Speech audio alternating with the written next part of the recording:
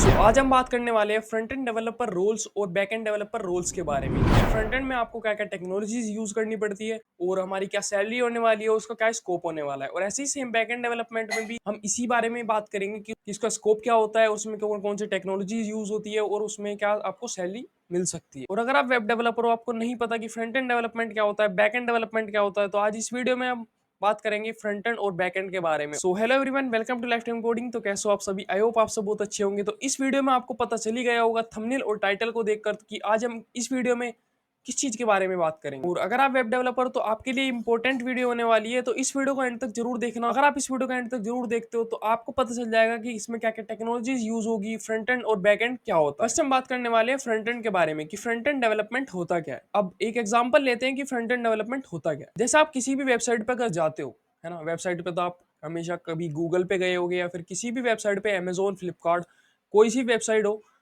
उसमें एक यूआई होता है। यूआई मतलब यूजर इंटरफेस, है ना।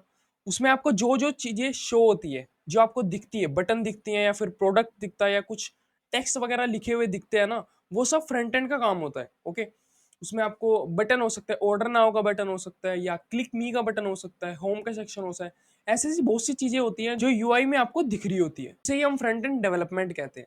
अब आप सोच रहे होंगे फ्रंट एंड डेवलपमेंट में क्या क्या टेक्नोलॉजीज यूज होती है और उसको कैसे डिजाइन किया जाता है। अब इसको पिक्सआर्ट में तो डिजाइन नहीं किया जाता, ये हमारा डेवलपमेंट साइड हो गया, मतलब कोडिंग से रिलेटेड। ओके, इसमें हम कोडिंग को यूज करके अपना फ्रंट एंड को डिजाइन कर रहे होते हैं। फ्रंट एंड में आपको सबसे पहले सीखना पड़ता है एचटीएमएल। एचटीएमएल हमारा स्ट्रक्चर में काम आता है। जैसे आपको कोई टेक्स्ट लिखना है कि कुछ भी टेक्स्ट हो सकती है, आप अपनी मर्जी से कुछ भी लिखना चाहते हो, ठीक है। इमेज इमेज आप उसमें ऐड करना चाहते हो, आइकन्स ऐड करना चाहते हो, ये ऐसे स्ट्रक्चर वाइज जो भी आप उसमें बनाना चाहते हो, लिखना चाहते हो, है ना।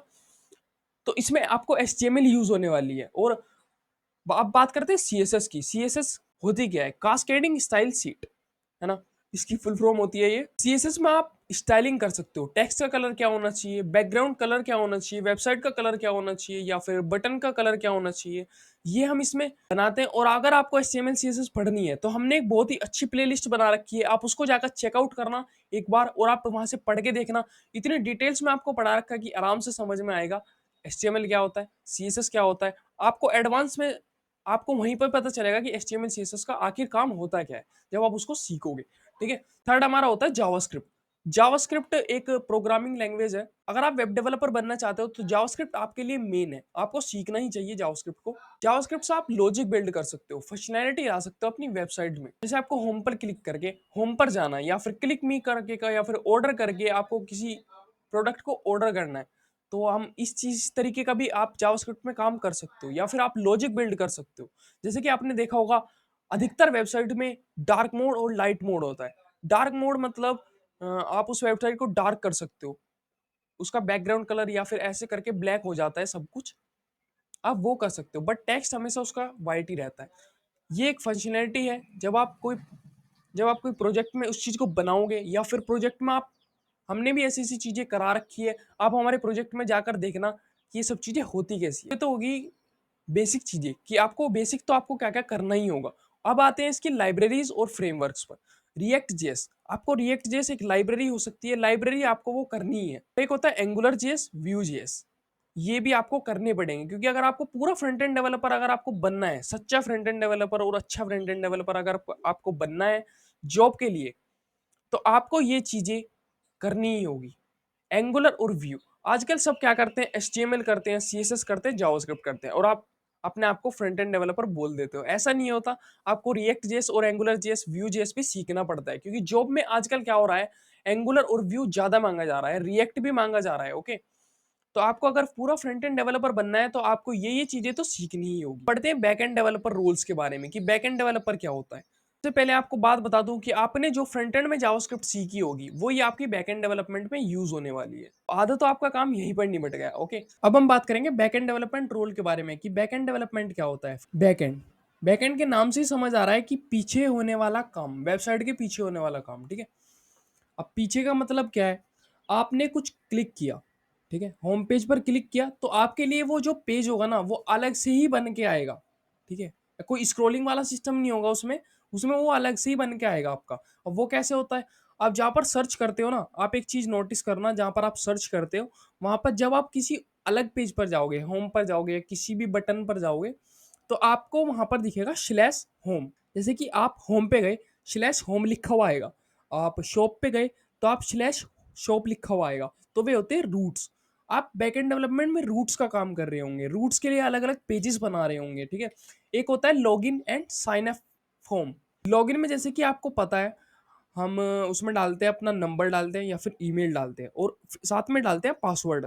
अगर आपका पासवर्ड करेक्ट होता है तो आप लॉगिन हो जाते हो, ठीक है? एक होता है sign up page. Sign up page में आप full name, last name and email, number and password, ये सब चीज़ें माँगते हो। तब आप एक उसके यूज़र बन जाते हो उस वेबसाइट के, है ना? अगर आपको लॉगिन करना है तो उसी पासवर्ड और उसी नंबर से आप वहाँ पर लॉगिन करते हो और आप वहाँ पर लॉगिन हो जाते हो। तो वो आपका मोंगोडीबी में कहीं सेव होता है। मोंगोडीबी मैं आपको बताऊँगा, जब बैकएंड की टेक्नोलॉजीज़ के बारे में बात हो रही होगी ना, तो आपको पता चलेगा कि मोंगोडीबी क्या होता है। अब हमने एग्ज़ाम्पल तो देख ही लिया कि बैकएंड डेवलपमेंट होता क्या है। अब इसमें कौन-कौन सी टेक्नोलॉजीज़ यूज़ होती है, जैसे कि नोड.जेएस, एक्सप्रेस.जेएस, मोंगोडीबी, एसक्यूएल, ईजीएस।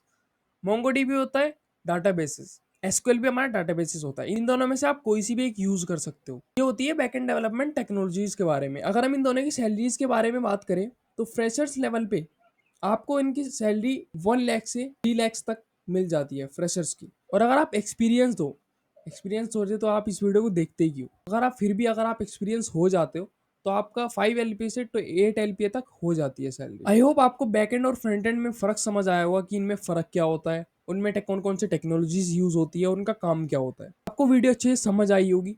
अगर आपको वीडियो अच्छे से समझ आई तो कमेंट में लिखना कि जी हम समझ गए। और आज से ही प्रिपेयर करना कि आपको क्या चीज़ करना है, फ्रंट एंड करना है, बैक एंड करना है। और मेरे हिसाब से ना आप दोनों ही यूज़ करो। आप पूरे फुल स्टैक डेवलपर बन जाओगे अगर आप फ्रंट एंड और बैक एंड दोनों यूज़ करोगे। और कंपनी आपको ज़रूर से हायर करेगी अगर आप जॉब में अप्लाई करोगे अपने रिज्यूमे के साथ। तो आज के लिए इतना ही, मिलते हैं नेक्स्ट वीडियो में। अगर आपको वीडियो अच्छी लगी तो लाइफ टाइम कोडिंग चैनल को सब्सक्राइब करें।